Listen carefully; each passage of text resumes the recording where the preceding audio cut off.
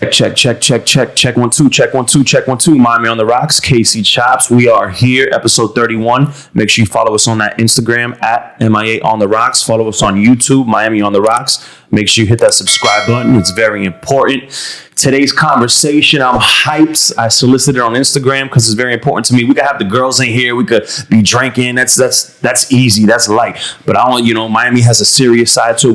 We have a lot of professionals, a lot of scholars, and I want to make sure we highlight that as well. Big shout out to my brother Jamie B. Livin. He connected me with this guy right here. Super cool, super dope vibe off rip.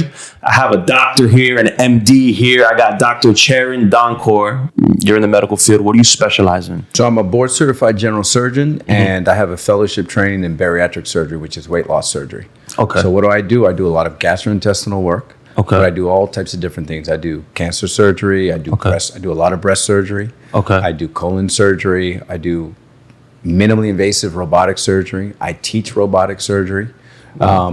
And I have a lot of publications and research online. And I've done a couple, I did a TV show called Fat City for weight loss. Wow. Where I did a gastric bypass and sleeve gastrectomy on patients that had to lose hundreds of pounds. Wow. So I've been out here doing it. Nice, man. And your background, where are you from? So originally from Canada. Okay. And then I moved to New York in my 20s. Okay. I stayed there for about 10 years. And I moved down here, continued my training and in Miami at University of Miami Baptist. And I did my fellowship down there. And then I came up to Broward and kept it moving. Nice, man. So did you know in high school what you wanted to do? Did you wanted to be in the medical field? I really didn't figure it out till probably like college. But I knew I wanted to do something where I know I would go to bed every night and sleep well and know that I did the best I can and I'm doing something positive. Mm-hmm.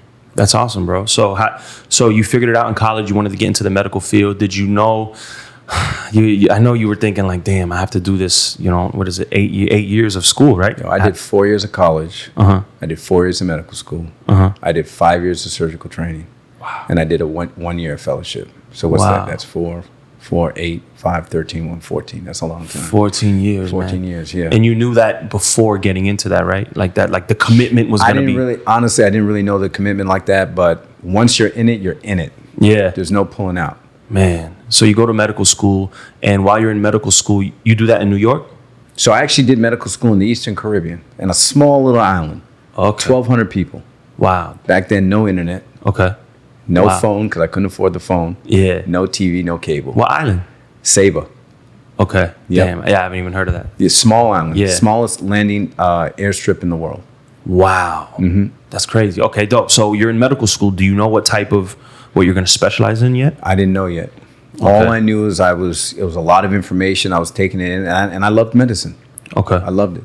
So what made you go with the gastro specializing? So I left the island and I moved to New York straight to do my internships. Okay. My rotations and my clerkships. Okay. And I remember I was in the Bronx. I was in the South Bronx. I was at Lincoln Hospital. If anybody's watching me from New York, what's up? Yeah. Shout out. But Lincoln Hospital. And I remember a guy was run over by a forklift. Oh, shit. And his legs were completely severed. Wow. And I remember I was in the emergency room and I was working with the ER doc. And he said, "We got an emergency. Let's go. Let's go, go, go, go." And I said, "All right, bet. Let's go. This is it. This is it." And we went to see the patient, and of course, he was in shock and getting blood and stabilizing him. And I said, "Okay, I'm ready. What do you need me to do? I'm ready." And he said, "Okay, hold on right there. Here come the surgeons." So I remember the surgical team came in. They had to step aside, and they said, "Okay, we'll take it from here." And then I said, "What? I'm here, doc. What do we do?" He said, "We're going to go see that patient with an asthma exacerbation." And I said, "No, I want to go that way." He's like, "That's not your surgical. You're not a surgeon. You're doing the ER rotation. You got to go on the surgical rotation. You do that." And when that's when I knew I wanted to be a surgeon. I wanted to be doing what they was doing. You wanted to be like in it, like I wanted to be in it. I wanted to be doing what they was doing. Damn, bro. So what? But what made you do the gastric? So how does that work when you decide you want to do surgery? So when you decide you want to do surgery, so everything you do your clerkships and you kind of focus on surgery. So I focused on trauma. I focused on doing the general surgery, the gastric stuff that I do, and then I did my 5 years of training. I did half of it in Miami, and then I did the other half in New York City. What made you want to come down here to Miami to do that? I came to train with some guys who are very talented. Okay. At Baptist. Okay. Yeah, very, very talented guys. A guy named George Rabaza, another guy named Anthony Gonzalez. These guys are very talented guys. So I came in as a fellow under them. So whatever I had learned in New York was great. And then I learned how to do extra stuff like robotic surgery, minimally invasive surgery. Wow, crazy stuff that they were doing that nobody else was doing. Wow. And when you're training to in that particular field, are you there like when the emergencies are happening and you're kind of like shadowing the people and kind of like seeing how it goes down? As a student, yeah, you're right there. Because I can imagine like learning how to do it, but then you add the element of like, this is an emergency, like we got to go now. Now it's like sports. You know what I mean? Fourth quarter, like yes, it is, and that's why I love basketball. It's just it's pressure. You got to perform under pressure. Wow. And you cannot miss that last shot. Do you have someone's life, right? Someone's life in your hands. Do you remember like kind of your first? Do you have an experience that you can remember, kind of like, you know, you being green? I have, and I tell my medical students this all the time. So my first, and I always tell my students, I always say, you have to pick up that sixth sense. You have to be able to look at somebody, look at a patient, and say, they don't look good, or something's wrong. I don't know what it is right now at this moment. I'm gonna find out, but something's not right. And I remember the first kid I had. He was a young kid.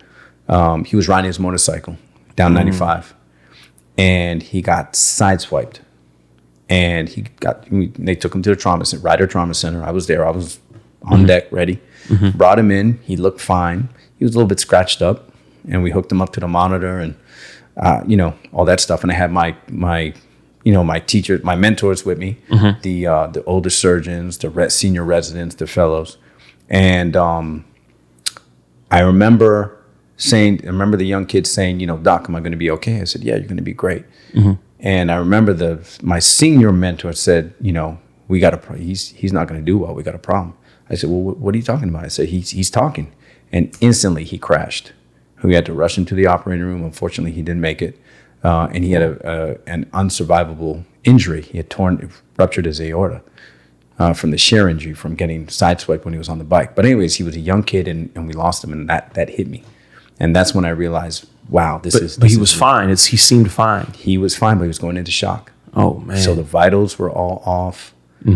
Everything. But these are experiences that I didn't know at the time, right? But now, so when I teach the students and I teach, young doctors coming up, because I'm part of a training program and all that, is how to evaluate a patient. See, we're surgeons, so we see a lot of sick people. Right. We see people, we do elective surgery, but we got a lot of emergencies. You got to be able to assess someone. Time is very important. Right. People that are so close to death, unfortunately. Yes. Make the right decision right away. You don't always make the right decision, but you try to make the best decision with the information you have at the time. How do you deal with it? Did you have to learn to deal with it mentally? Like seeing all that type of shit, you know what I mean? Like, definitely. How does that work? Like, definitely. I mean, it was, and I think that's a reason why a lot of people don't choose surgery or choose, other things like brain surgery. I don't do that, but shout out to the neurosurgeons. Like, a lot of respect for what they do. See a lot of difficult things, like being able to stomach something is one thing, right? Like stomaching blood and all that type of shit. But like you said, you had someone like pass away on you, like at your job. So how do you mentally? I can't imagine. Like, how do you not take that home with you? Like, how do you not ruminate on it? You know what I mean? It's a lot, and I'll be honest with you. I think I remember a lot of patients. I remember a lot of people. Especially when I was doing a lot of trauma in New York City, and it's hard. You take it home. You really do. Yeah. You definitely take it home. But I think if you don't take it home, I mean, that's just the nature, of the profession. You care, you love, you care, you got emotion, you have passion. Right. I think that what makes people great doctors. Right. And so you brought up that horror story. I might edit this out. I'll talk to Jamie. But he told me when he reached out to you, my friend told me, he goes, yo, this man saved my grandfather's life. So I'm sure you have success stories as well, like saving lives. I hope those outweigh the bad story. Of course. I wouldn't be able to do this if we have a lot more wins. We have a lot more wins. Yeah. That's good to hear. You know what I mean? Because so how does that feel? Like, it feels wonderful. Hitting the buzzer beater, Yeah. Well, listen, we have. I deal with women with breast cancer. I have a lot of women that I've treated for breast cancer who've done wonderful. Right? People with colon cancer. Colon cancer is a big thing I'm seeing. I do a lot of people with colon cancer, colorectal cancer. And I have a lot of people who've done really well with that. So I just try to, have the passion and the emotion for every single patient. Right. Because you take care of somebody like it's your own family. Right. Right. So a lot more wins. But of course, this is medicine. So you take the good with the bad. Right. Do you see things progressing as far as like technology? Like you said, you deal with breast cancer, you deal with colon cancer. In your field, do you see,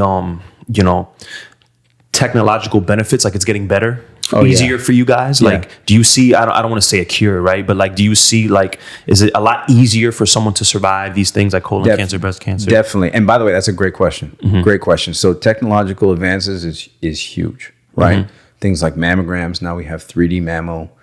We have robotic surgery, which is one of the things I specialize in.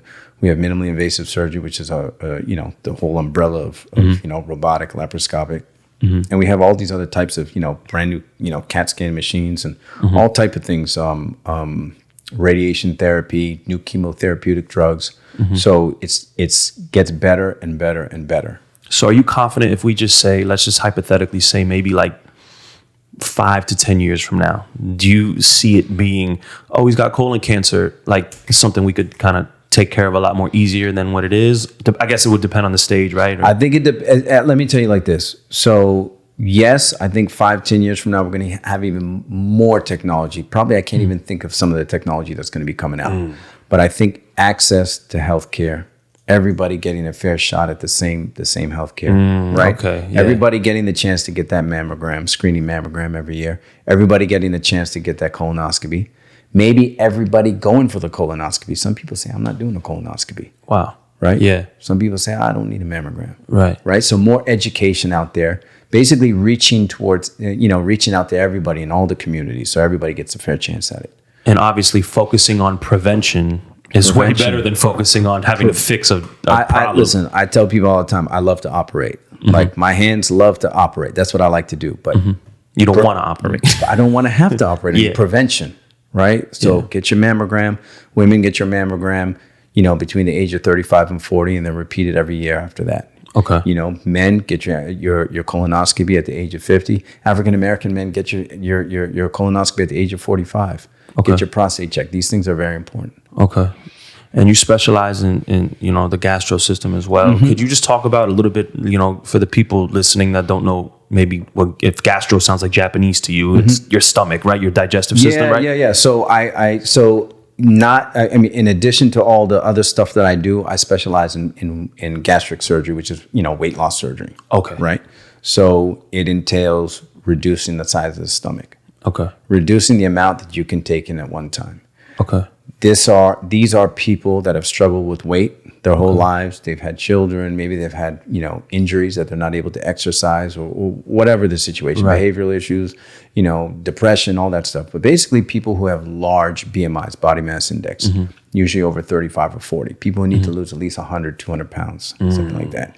And so we reduce the stomach. The surgery is done minimally invasive, small incisions. You're in and out of the hospital in one night. Is that from what I've heard? I've heard gastric bypass there you go. is one of the most dangerous surgeries. Is that a fact? Absolutely not. No. Not at all. Okay. I apologize. I think I may be confusing that with lap band. Am I confusing that? So I'll break it down. Okay. So you had the lap band that originally came out, which was just a little band, like looks like a little rubber band that you wrap around the stomach, and it goes to a pump, and you can inflate the pump and reduce and basically tighten it up like a belt, so that you can't eat as much. Okay, reduces your caloric intake. Very safe, reversible. The results, okay, we don't really do them too much anymore. Okay, the sleeve, which a lot of people have heard, is probably the most popular right now. Okay. You slim the stomach down, you cut it down, and you make it look like a nice, slim little banana. Okay. So it's about 80% of the stomach is removed. Okay. Very safe, very, very effective. Okay. Reduce blood pressure issues, reduce diabetes. Wow. Gastric bypass, that's the full one. That's the gold standard. And that is reducing the stomach to a little chicken nugget sized stomach and bypassing the intestine. So that's the most invasive out of the three of them. But that one you can lose a lot of weight. It's the most effective. Most effective, yeah. So sleeve is very effective too, but the gastric bypass is definitely probably the most effective.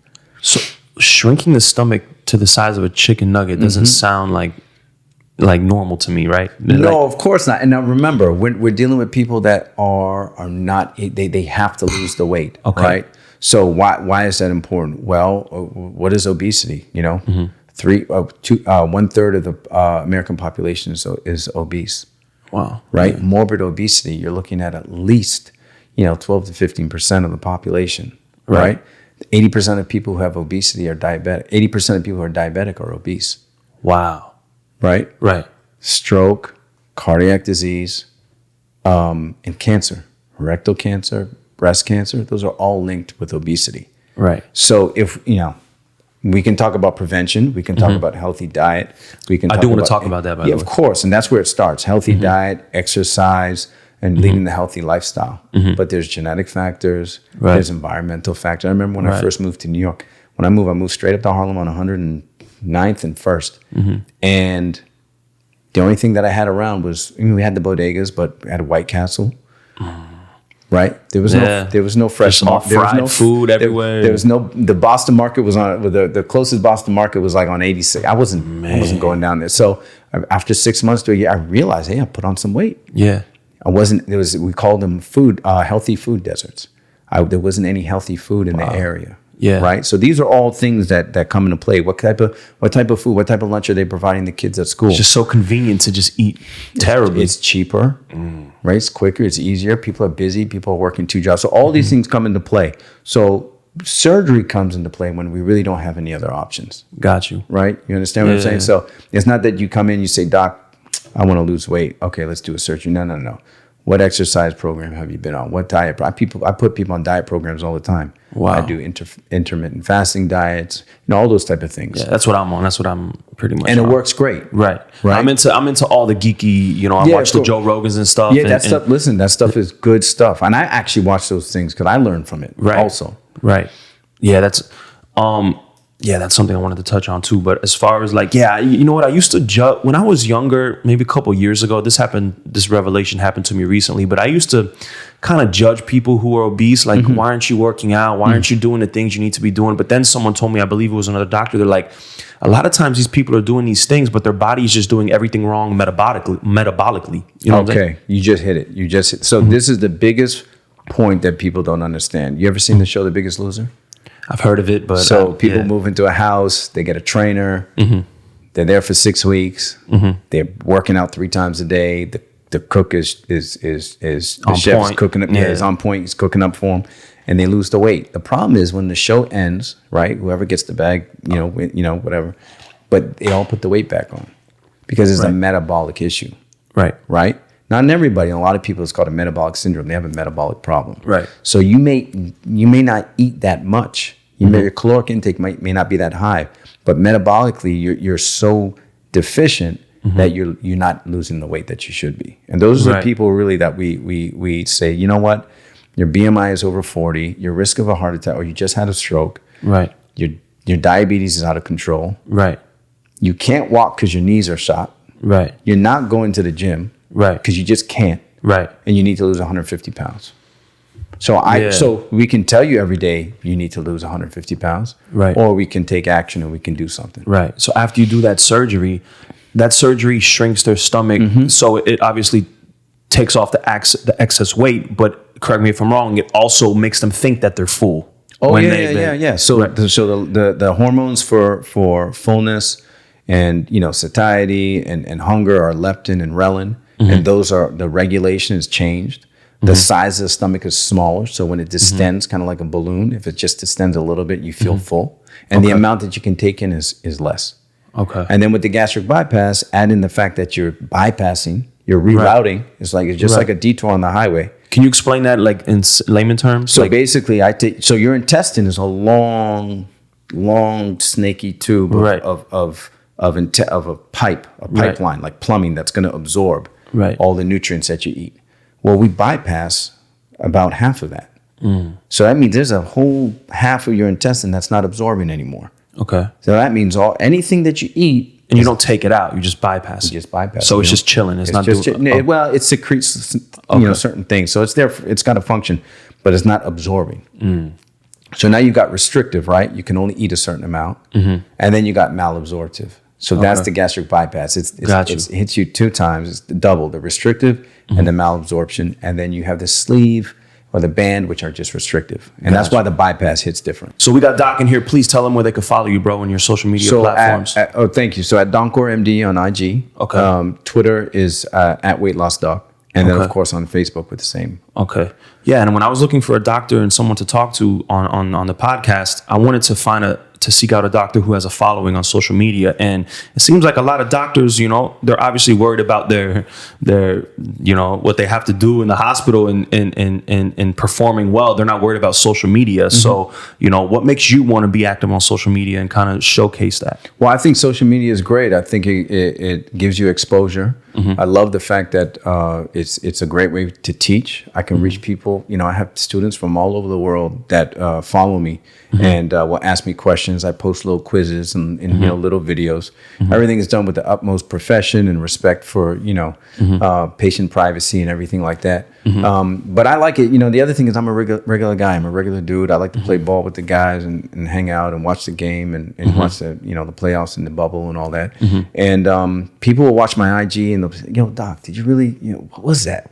Oh, that was a colon cancer. Really? So what happened with the guy? Well, we never got his colonoscopy. Oh, so should I get a colonoscopy? Yeah. How old are you? Oh, I'm 45. Well, it's time to go get one. So it really helps me, you know, connect with people. It like triggers the regular person to be like inquisitive about it, to be curious. You know what I mean? It does. And then people see me. I post regular stuff. I post me playing basketball. I post me hanging out. I post me in the hospital. I post me teaching. She said, "Oh, wow, Doc is a regular dude." You know. Wow. So I think people have a certain idea of how doctors should be. A lot of times I'll come in and they'll say, "Oh, we're here to see the doctor." Well, I'm the doc. Oh, wow. Well, you know, oh, you're the doc. And then they can relate with me. I can talk with them on any level. Right.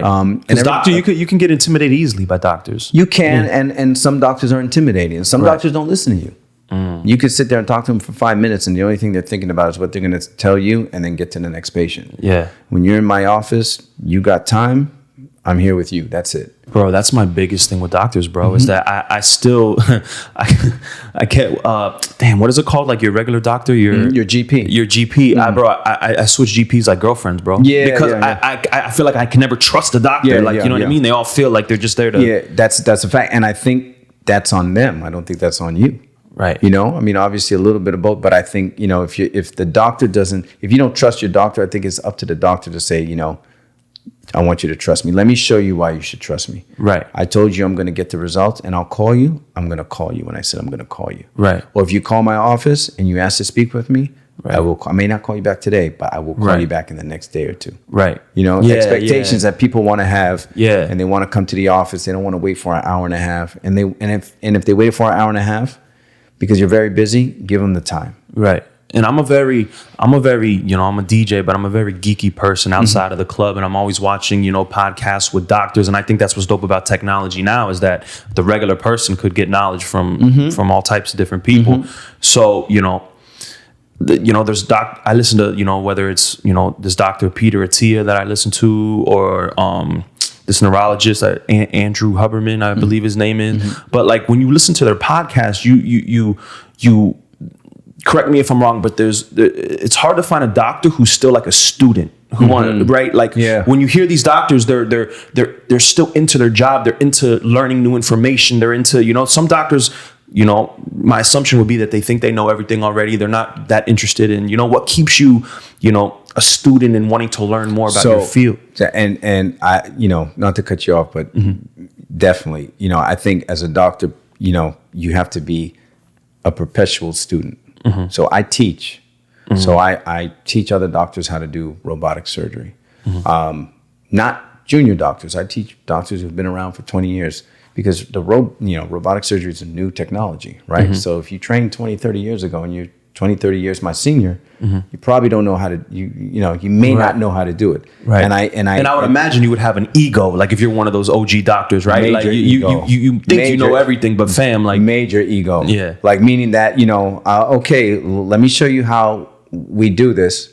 Yeah. And you're trying to tell me how we do this, but you clearly are here for the course to learn how to do it. Wow. You feel what I'm saying? So definitely doctors can have that. And I think you have to be a student all the time. I tell anybody, I can learn from anybody in the operating room. Right. You know, my guy, James will come into the room, you know, and he'll set things up and, you know, clean some things down and move some things in and out. He's like, Doc, that's what that cord over there, that works the light over there.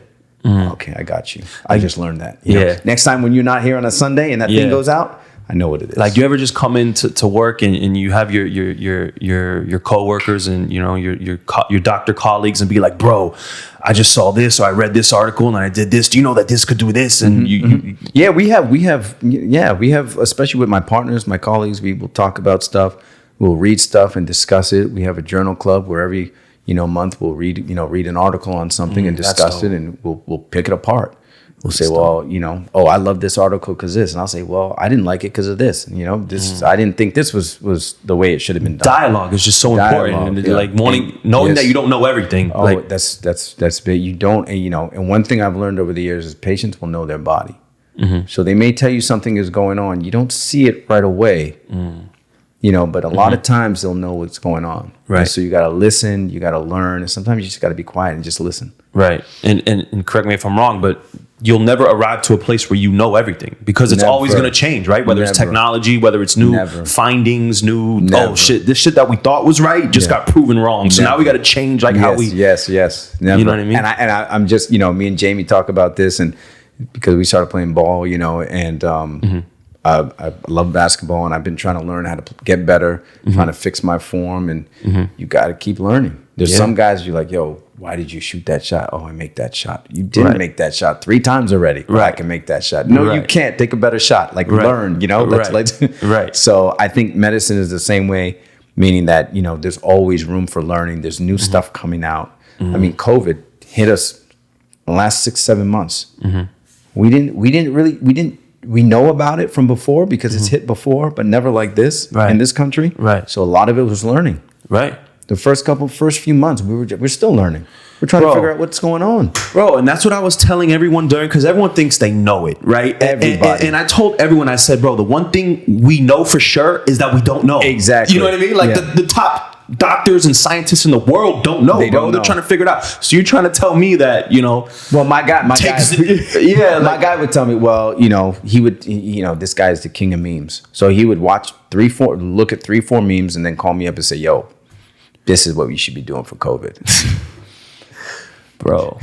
That's another conversation that we could get into. That's a problem with society and what the truth really is. And like, no one even is fact checking these things. You can just throw up some bullshit. And exactly. It's going to stick. Somebody's going to believe it. So I just think learning, and just knowing that you don't know everything. Right. And so in reference to this pandemic, you know, a lot of people, health is on the decline aside from COVID, whether people are medicating with food, people are medicating with drugs, alcohol, whatever, gambling, whatever it is.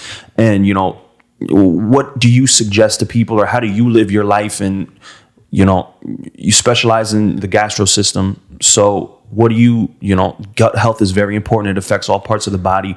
So how do you, what advice would you offer to the average person? So I think that routine is important. It happened to me. You know, everybody got thrown off the routine. You know, I get up early, have a good breakfast, get to work, and get to the gym. And then all that was shut down. So now I'm like, okay, I'm working.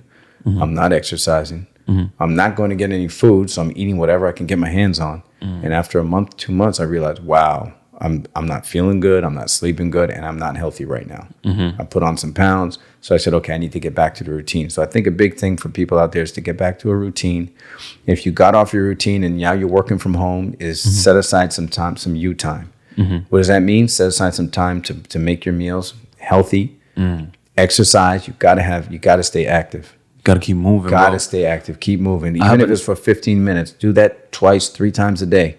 Bro, I had a new, something new. I've just, committed to myself. But my new commitment is I want to break a sweat every day. Every day. Like at least break a sweat. You know what I mean? Yeah. That's big. So I think activity. Now things are opening back up. You still got to be safe. Take your precautions, but go for a walk. Go outside. Go get up early. Go for a walk, or go for a walk in the evening.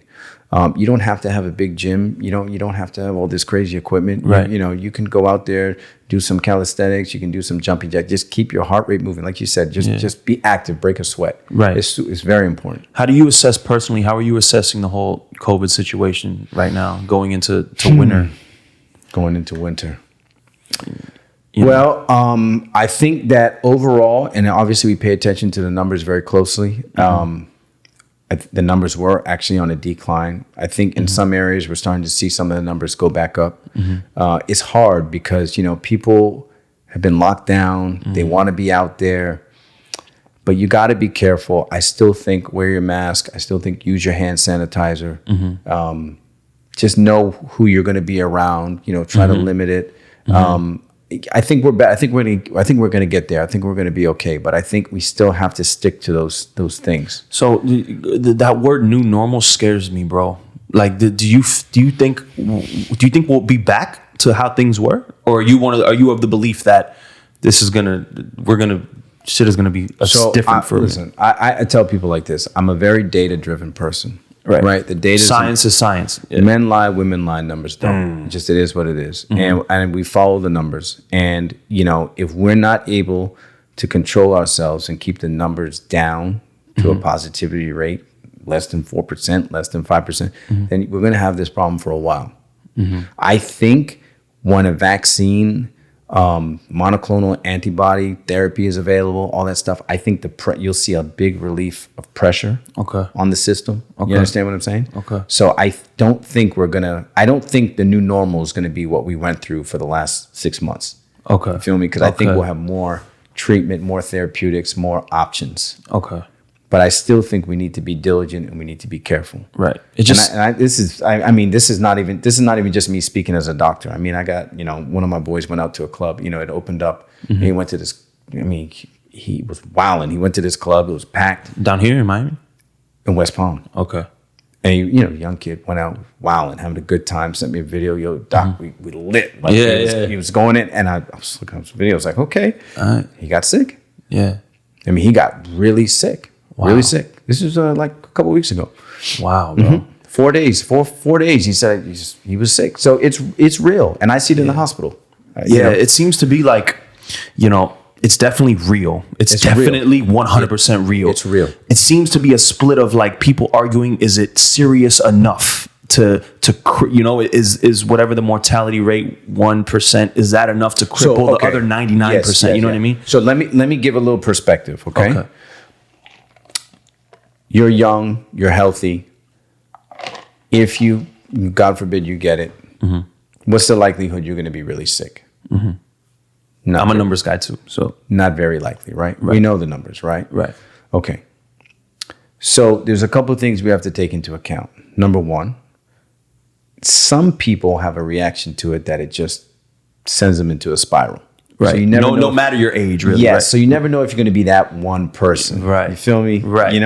Right, but statistically, you're probably not going to be that dude. Right. But there's always that guy, one guy that you're like. And I'm the numbers guy that's like, wait, okay, you're telling me this is the statistic that I have to worry about? I take more risks doing this daily. You know what I mean? So I have to. Yes. So then the other thing is the risk of people over a certain age or with comorbidities is high. Right.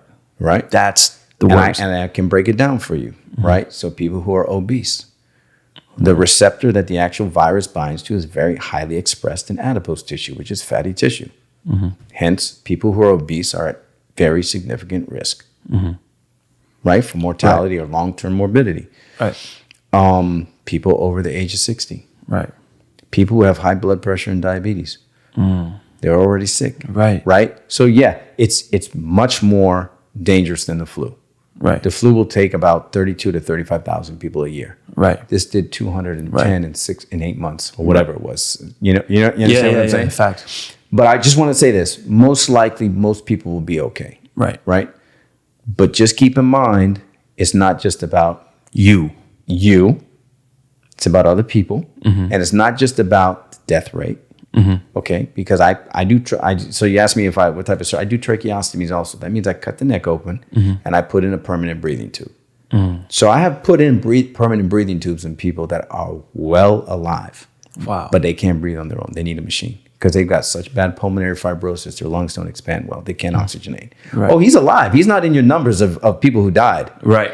But he's walking around with a machine next to him. He's debilitated. So and then we don't know the long-term effects of this either. Like, we see people with this COVID syndrome where 3 months, down the road, they still don't feel right. They still don't feel like they got back to normal. So my thing is just hand sanitizer and a mask for now. Right.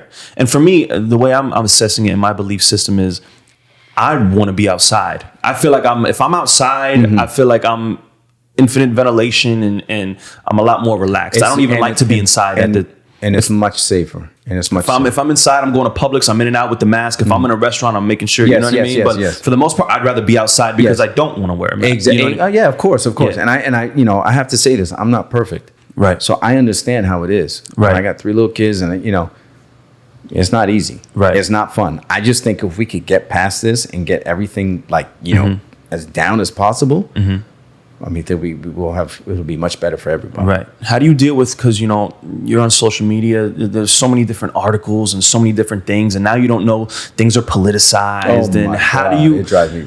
As a doctor, how do you know what to believe, what to take serious, So I tell people like this, and you Google my name, and you'll see that I have research and publications online. I've published quite a bit. My other articles have been cited. I was very into that, that nerdy stuff.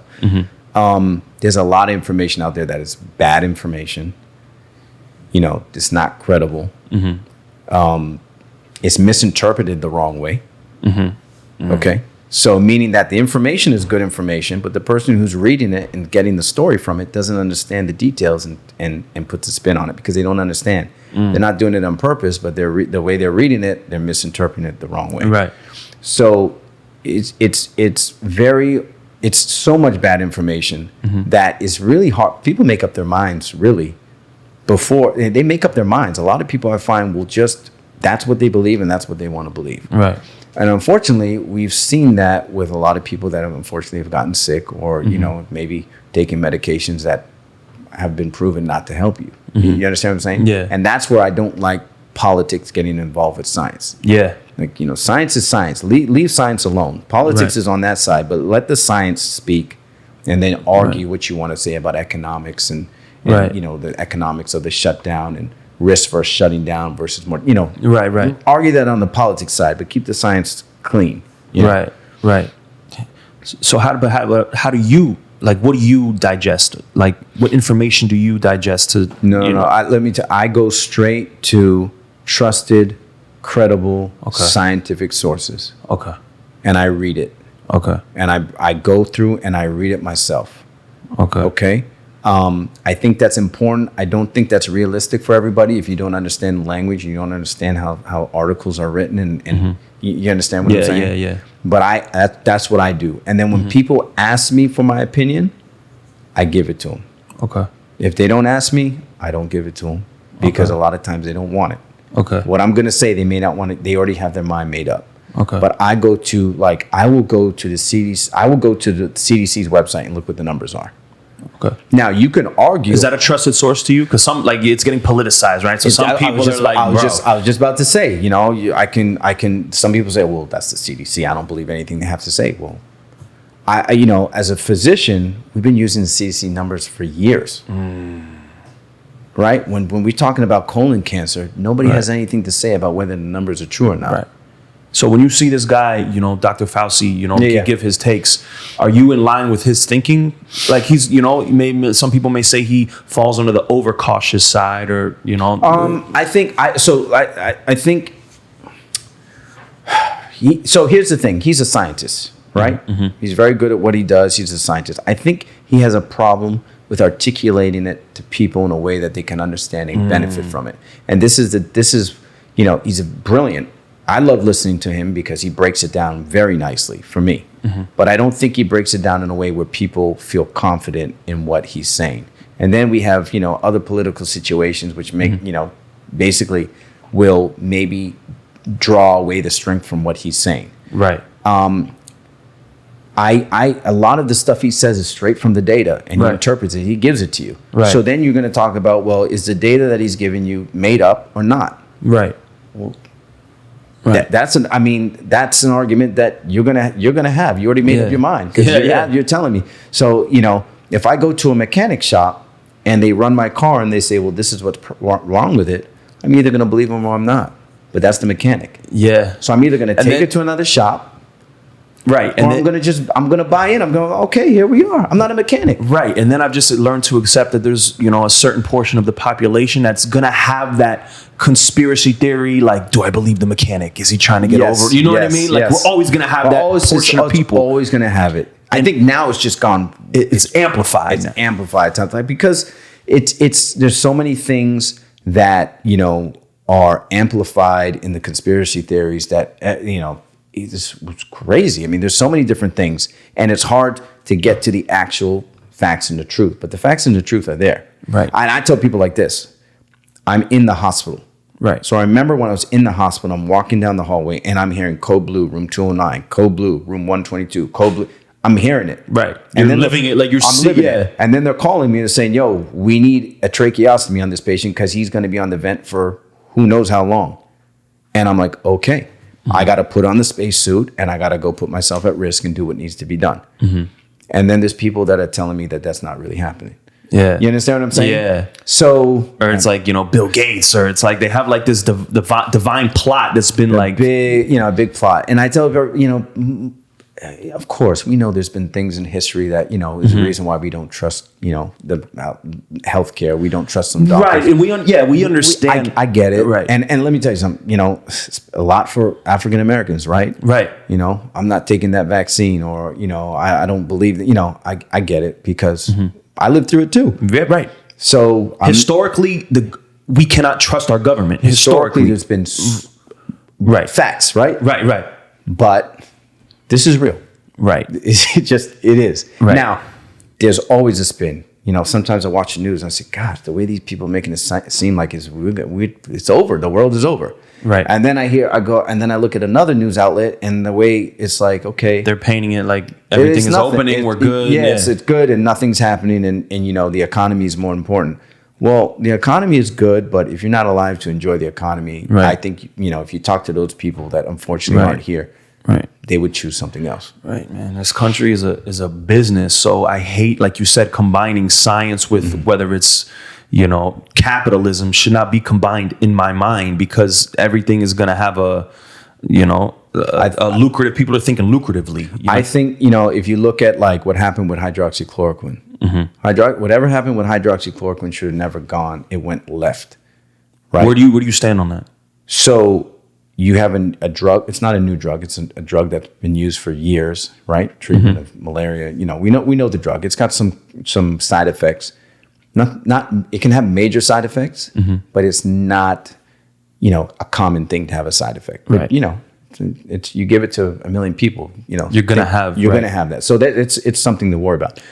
But the data that came out, initial data said, oh wow, this might work. But the data wasn't good data. Right. Not for the fault of the doctors and the scientists that published it, for the fact that this was something brand new. Preliminary. Yeah. Right? So then you go and you study it more. And then you're like, well, it doesn't really seem to have that great effect. All right, well, let's try and study it this way then. Oh, no. You gave it too late. Give it sooner. So we'll study multiple times and we didn't really see it have a big benefit. Right. You understand what I'm saying? So in real science, you've already started to move on to the next step. But because it got politicized, we kept talking about hydroxychloroquine for long. Right. Let them keep studying it and working on it, but move on to the next one. And that didn't happen. Right. You understand what I'm saying? Yeah. So the natural scientific process is I studied it. It didn't work. I'm going to still study it. But I'm going to focus on something else right now and get something else cooking while this is still, this is still going. And then I'll come back to, say, oh, by the way, it does work. Right. Or, oh, by the way, it doesn't work. Or is like, what someone told me too is like, there's no solutions. There's only trade-offs. So is it curing more than what more side effects? You know what I mean? It's like you have to scale that we call it risk versus benefit. Risk versus benefit. I want to go to that party. But that party is in that part of town. Yeah. And I know the people who are throwing the party. Right. and I know what happens at their parties. Right. So is it worth it to go to that party and risk something happening? Right. Or am I going to just chill? So we make decisions based on risk versus benefit, and the same thing that we do with medicine. Mm-hmm. So now then we say, okay, well, let's study it again. Okay, we studied it, and we added dexamethasone, and it looked great. Mm-hmm. But wait a minute, we added dexamethasone. So wait a minute, what about dexamethasone? So we studied that. Oh, wow, dexamethasone really works. Mm-hmm. You understand what I'm saying? Right. And that's cool. That's the natural process of science. That's the scientific process. So that's how you move. It shouldn't have been politicized. Right. And correct me if I'm wrong, if we're going back to March to now, like we've learned how to deal with this like much better. Way better. Much better. Yeah. Much better. We've learned treatments and therapies. Yeah, much better. Much better. Right. We've learned we don't want to intubate you too soon. Mm-hmm. We don't want to put you on that breathing machine too soon. Mm-hmm. Right? We have certain medications that we're not giving. Mm-hmm. We've used other medications like remdesivir. We've used medications like I said, dexamethasone, which work. Now they're using recombinant. They're using a monoclonal antibody, which is from Regeneron, which is working. Mm-hmm. Right. So these things we weren't using back then. Right. So but now this is what you do. This is same thing the way you do with chemotherapy and you do with other type of medications. And it's crazy, man, because it seems like we're waiting for a vaccine. But I saw like a poll was like I don't want to take a vaccine, a COVID vaccine. And, would you take it if it came? Would I take it? I've been asked that question a lot. Right. So my professional response to that is the data needs to be published. Proven. Yeah. Published so everybody can read it. Everybody can see it. Right. So we can see exactly what it is. Right. All right. And then you could decide based off the numbers, however you individually want to interpret those proven facts. Yes.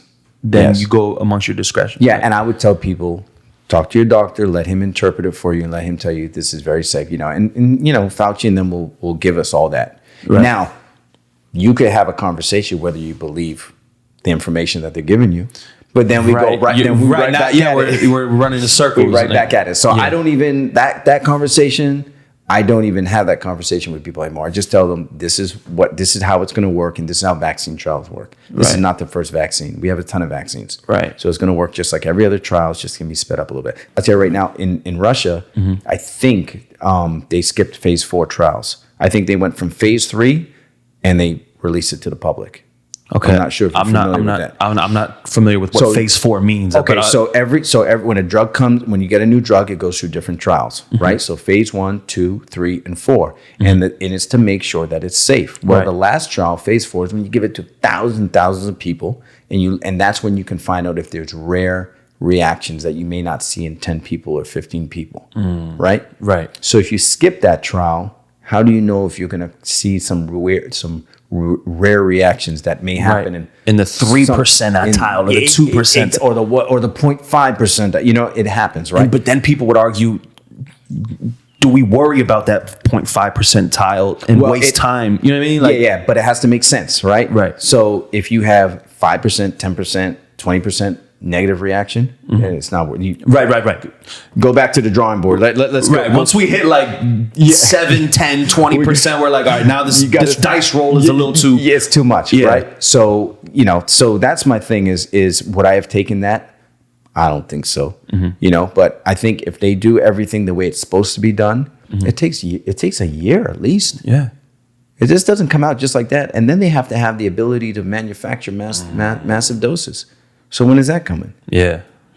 Maybe end of 2021, maybe? Yeah. Right. It's crazy, man. It's crazy. Yeah.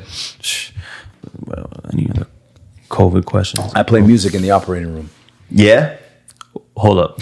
I'm trying to think that like, knock on wood, I've never had surgery in my life, but I'm trying to think if I'm about to get operated on. Is this surgery for the patient or wait, the patient is asleep? This is for y'all. This is for me. Wait, if y'all let you turn it up to like Migos doing surgeries, I'm going to be. Now, I will tell you this. When I'm operating, I'm locked in. So there's no. With music? I'm locked in what I'm doing. Right? So I'm focused on the surgery. Okay. That's it. I'm locked in. So there's no, dancing and, wild stuff and inappropriate stuff. Right. But the music is, I've got music going. Right. It's not too loud, but it's enough for me to hear it. And what are you listening to? I'm curious. I mean, Are you listening to like smooth R&B? Because I'm trying to think if I might want to be relaxed, maybe some Sade, you know what I mean? Or am I turned up on some DMX? Too slow. DMX gets a little too hype. I'll probably have Jay-Z? the Locks, Jay-Z. Yeah. I'm picturing you like just doing surgery to like Chic Luch talking like Jadakiss. Like I'm picturing like surgery to the Locks. That's wild. Yeah. I mean, I'll even new stuff. I'll have Pop Smoke going. I'll have Casanova going. I'll have stuff that you're into New York music like me. I see that. Yeah, that keeps me locked in, and it helps me do the job. Yeah. Now, if a patient says, "Look, I want this music while I'm rolling back," sure, no problem. No problem. Wow, that's crazy. Even some rock music, and then people put some other stuff on, and I don't, that's fine. Yeah. But it can't be slow, and it can't, it's got to be a nice tempo so we can, Okay. I'm in there to get the job done, do the best job possible, in and out as quick as possible. Wow. The less anesthesia time, the better. How long is the longest surgery that you have to do? I did one the other day for 8 hours. Straight? Straight. How does that work, bro? Like, there's no... No, nothing. No bathroom break. No eating. No nothing. It was like a locked in focus for 8 hours? I was locked in. Damn, I mean, it was 8 hours, and it was very difficult, and it was a very complex cancer. I actually went in to help another surgeon, and but we got it done. Patient did well. Wow, that's awesome, bro. Is it something that I'm just a regular civilian asking you these questions, and I'm trying to picture it. Is it like, where does the focus come from? Is it the focus? Are you doing a lot of things, or is it like you're doing few things very carefully? It depends. If it's something where it's very tricky, you're in an area where things can bleed. For like the cancer that you did, it was few things, very specific, very detailed. Like, is it like the game operation to where you make one little wrong centimeter move? That's exactly what it was like. Okay. Because in this case, we were working in the rectum. There was a lot of blood vessels down there. You hit the wrong side, it starts bleeding. You don't want to perforate the bowel. You want to get everything out. You don't want to hit the nerves, because the nerves down there are very important for sexual function and all that. You're doing so it was extreme focus. I don't even remember if they were playing music, because I was just locked in. Yeah. Wow, bro, that's crazy. Yeah, and I want to emphasize again, like whether we're talking about COVID or whatever, like prevention, right? Like let's, like we don't want to you don't want to have to do these surgeries. You don't want to have to figure shit out once the shit has gone down. Like, like the prevention. So there's things that we're lucky, to be here and to be in this country and to have access to, to healthcare. Obviously it's not equal, but we all can make an effort, to see our doctor, get a colonoscopy. Females get a mammogram, guys get a prostate exam. If you notice anything different, anything odd pop up, like something on your knee, something on your leg, something, just get it checked out. Yeah. It's easier. You can do a telehealth visit. You don't have to go to the doc. I give telehealth.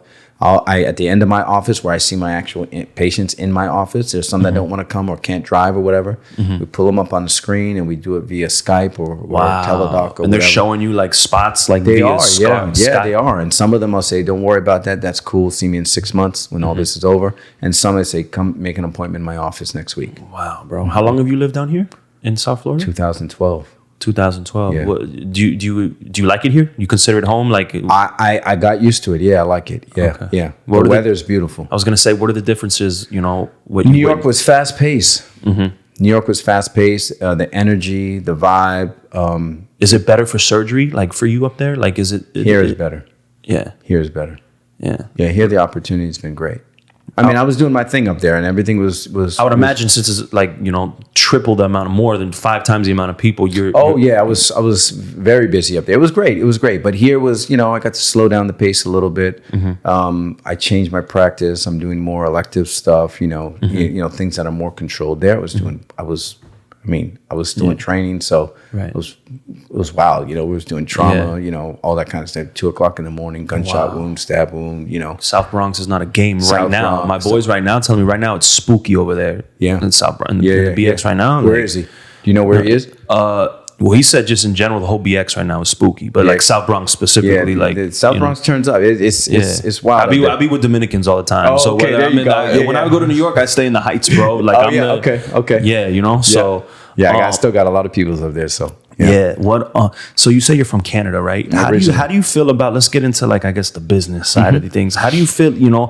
people would say, you know, Canada free healthcare. How do you compare like the whole healthcare situation here to a place like Canada where they say it's free, but then people tell me, yeah, bro, but you know, conservatives will tell you, you know, it's free over there, but how would you, and it's ran by the government, but would you rather have your healthcare be like the DMV to where you take, it's like take a number, you know what I mean? So how do you? So I'll tell you like this, and I always believe that you should ask the people who are over there how they feel about something, right? Facts. And I know that for my family and friends, they wouldn't give it up.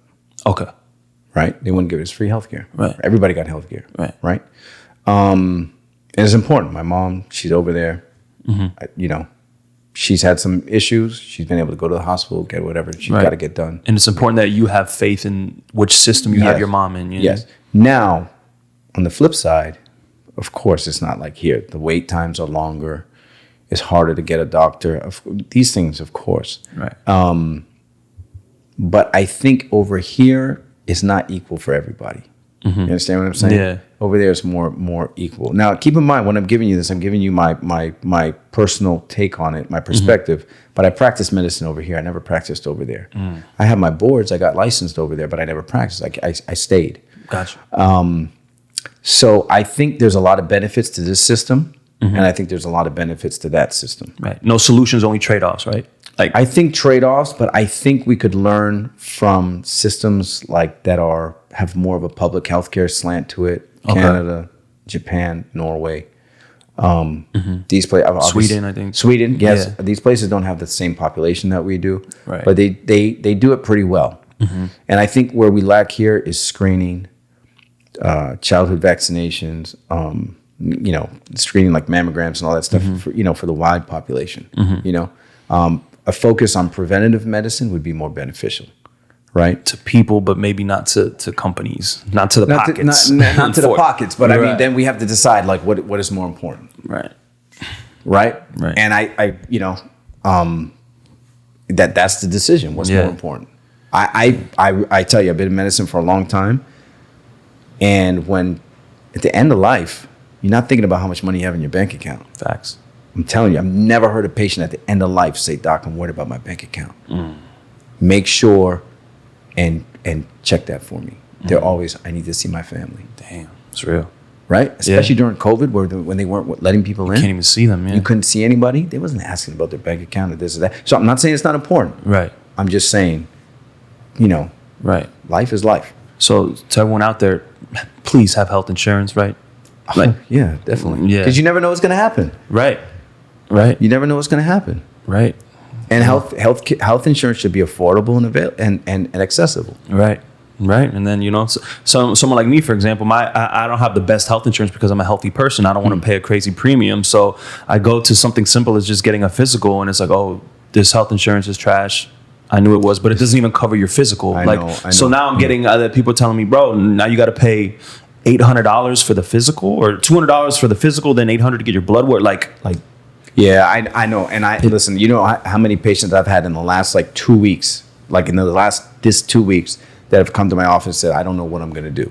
Yeah. And I've told them, don't worry about it. And then I have my office manager call me like, yo, you can't be telling people that they don't have to pay. You know what I'm saying? Oh, shit, yeah. Yeah, but it's like you feel terrible, you know? Yeah. It's like people, you know, they need to putting live. health, and it's crazy. I think if you're in the field and you see it, then you can look at it and be like, well, we need to do something better. Have some empathy. And if you're a businessman who's just running the numbers and you sit in your high-rise, you know, corporate office and you're not really thinking about that, then I get it. You know, you're thinking about the numbers. And it's got to somewhere in the middle, because you can't just tell everybody you don't have to pay. Right. Right. Right. The machine's got to keep going. Right. But you don't want, you know, you got to help people. I mean, we're here to help people. Yeah. That's what it is. Yeah. Yeah. It's crazy. I got Dr. Charon Donkor. I said it right? Dope, man. I appreciate you pulling up, bro. Is there anything else that you think you want to get off? Any other topic that... What'd you think about the bubble, man? I was you a Heat fan or Knicks fan? Don't tell me you're a Knicks fan, bro. So I'm a Knicks fan because I have to be a Knicks fan. But let me tell you this: I really respect how the Heat put up for the last, you know, for the bubble and getting to the finals. Yeah, man. And I was really someone that I really said I didn't think they were going to make it to the finals. They did it. I'll be honest with you, bro. When this whole bubble shit started, I told myself I'm not counting this season, bro. Mm-hmm. I'm not counting it in my mind. Like, it's a limited season. There's no fans. Like, I'm not counting this shit. And of course, what happens? My team like makes it to the finals. Yeah. So now they're in the finals, and I'm like, damn, do I count it in my head now? They went to the finals. They went to the finals with a young team, with Jimmy Butler, with Tyler Hero, who was balling out. Right. Duncan Robinson hit some shots. He was, Right. a couple games. He was, but I think they played well. Bam, they had some injuries and they pushed it. They won 2 games. Yeah. It's just, there's no fans there, bro. It's like you're in a high school, you know what I mean? Like, But I feel like the guys came out, but I feel like everybody came out balling. yeah. Like they came out, Yeah, I wonder if the fans, it would have made a difference, I don't know. I think the Lakers were. I think it was too much. Yeah. I think once Rondo really started, getting going, then it was like, okay, now we got to deal with Rondo too. And we were injured too, bro. You're injured. You're injured. So, but I respected the Heat. I love the Heat. Respected them. How do you feel about the Knicks, man? I know a lot of Knicks fans that are like, you know what, I'm finished with the Knicks, man. They finally, like, yo, we're done. It hurts. Yeah. Yeah, it hurts. Yeah, I still have my Carmelo Anthony jersey. I don't wear it much, but I got my Carmelo too. I love him, and I'm a Knicks fan. What can I tell you? Yeah. But let's see what happens. Yeah. What happens with us is we always get screwed on the draft. Yeah. The draft pick. Yeah. Where do you see your future, bro? Like, what do you want to get into? Is there any aspirations? Okay. Whether within your field or outside of your field? So I would love to be able to expand my practice, expand my business. Mm-hmm. I'm working with a health clinic called Carewell Health and Fitness, which is located up in Stuart, Florida. I was going to say, where's your office now, by the way? So my office right now is in Tamarack and In Place Plantation. Okay. And all the information is on my Instagram. Okay. So, but Broward. Okay. And then I'm working with there's a healthcare clinic up in Stuart, Florida, which does the medical side of weight loss. Okay. So it's not surgery, but Okay. like calculating your energy expenditure, calculating your metabolic rate, using some medications, specific diet programs. Mm-hmm. And it's great. It's great for people who may not get covered for insurance to have the surgery, or maybe they're not there to have the surgery, or maybe they just need to lose 40, 50 pounds. I was gonna ask you, where do you, like, for the person who may be obese, when do they pull the trigger on a surgery like that? When is the right time to do so? So there's very definite requirements or specifications, and this is all from data. Mm-hmm. So if you have a BMI, body mass index, over 35, and you have a comorbidity, let's say you got blood pressure, your life expectancy is less. Mm-hmm. On average, for a high BMI, 13 years less than the average person. Wow.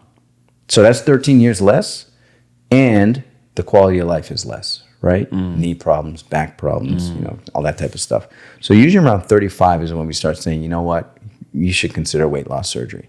Now, you can try diet, you can try exercise, but if it's been a year, 2 years, 3, and it hasn't been working, you need to do something. Yeah. Mm-hmm. And after people get this surgery, it's not easy. What do you tell them? Like, how do you? It's not easy. Because then it's a mental game right after, right? Because you still have your habits didn't change. Like, so the whole deal is to break the habits, right, and to develop new good habits.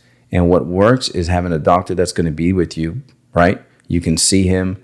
You can reach out to him, follow up with him. You got to follow up. You go to my Instagram page at Donkor MD. You'll see previous patients that I post up there before and after. They DM me all the time. Mm-hmm. Oh, doc, look what I'm eating. Oh, look at this exercise routine I did. And I'll repost them. I love it. I love to see that. Dope, bro. And it's not easy. You get the surgery. It's not like, I got the surgery. It's a wrap. I'm done. I'm good. Right.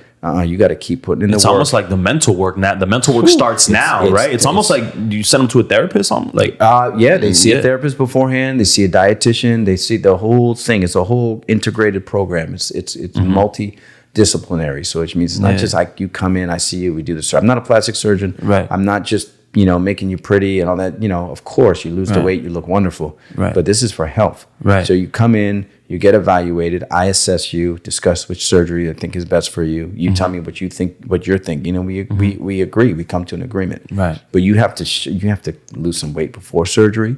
You got to follow up with me. There's patients I tell them I'm not operating on you. Yeah. Because I don't think you're going to do what needs to be done post-op. And I need you to do. I need results. I need you to commit. Right.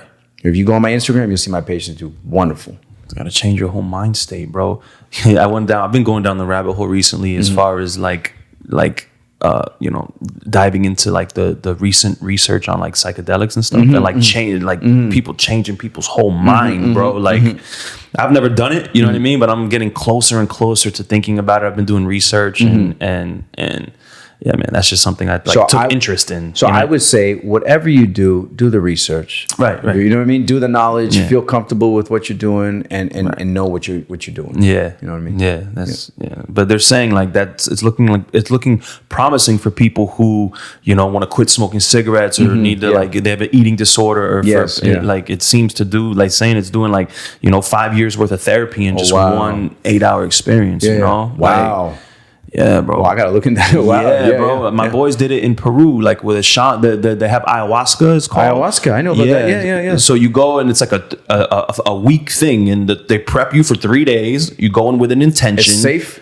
Yeah, it's because what I've learned is that setting is important. If you're just there by yourself, not knowing how to control it, you need like a babysitter, like a guide to guide you through the experience. You know what I'm saying? So, I had one of my homeboys. He went there. He did it with a shaman. Yeah, 3 days before you did it. Then it was a ceremony for like an 8-hour thing. He guides you, a group of people. You sip a tea. You go through it. Then it's a 3-day post thing where you reflect on. But from what I hear, as long as you set an intention on what you want to get out of it, you tend to get that out of it, bro. Wow, yeah. Wow, that's cool. Okay. Yeah, I'll send you a link, bro. Yeah.